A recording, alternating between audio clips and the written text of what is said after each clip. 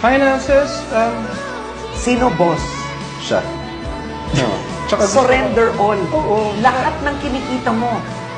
Surrender to Mrs.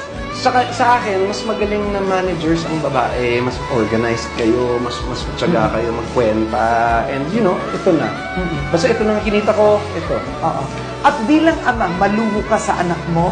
Oy, pag hiningihan ka ng anak mo, hindi pwedeng, parang hindi, lalo yung daughter ko. Siguro maintindihan ng ibang tatay ito, yung mga close na close sa anak nilang babae, na parang may switch sila, parang hawak na yung remote sa puso mo. Gusto nilang, isang smile lang nila, ang saya mo na. Pero pag sinamangutan ka nila, parang naka-depress. Family is priority to you. Definitely. You are a family man. Definitely. You know why? Parang analogy ko noon na si Draco is like my brain.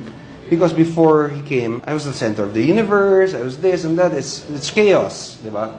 And then he came along, and then I had to be organized, I had to make a plan. So parang siya yung brain ko, yung panganay ko. Si Dids is my heart. Yun nga, because she has my, you know, emotionally she can control me. And si Ducho is my lungs. Kasi he makes me want to live longer and, you know, do more things and make sure I can do more activities with him kasi he's the youngest, di ba? And si Pam, my wife, she's the skin that holds me together. She's my biggest organ. So that's how I see it. I really cannot see myself as an individual apart from my family. It's like, that's gonna be hard. Pag biglang, ha? Ako lang? Wala yung family ko. Hindi ko For sure.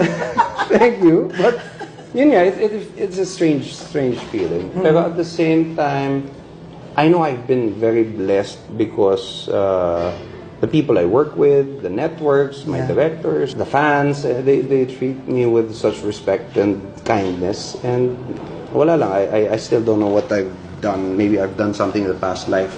But definitely nothing in this present life to deserve it. I would have to say, Ian, you are a good guy. Baka magaling lang ako mambola. You're a good guy. That's very wonderful to see. We need more role models who are good guys. I hope to be that person someday. And sa mga anak ko, lalo na sa mga lalaki, lalo ng panganay ko, I know it's a Pinoy culture thing, no? But I keep telling him na when you find the one for you, pardon my vocabulary, pero madali mang babae, di ba? Sobrang dali mang babae. Kahit sino pwede maging babaero. There's nothing cool about it.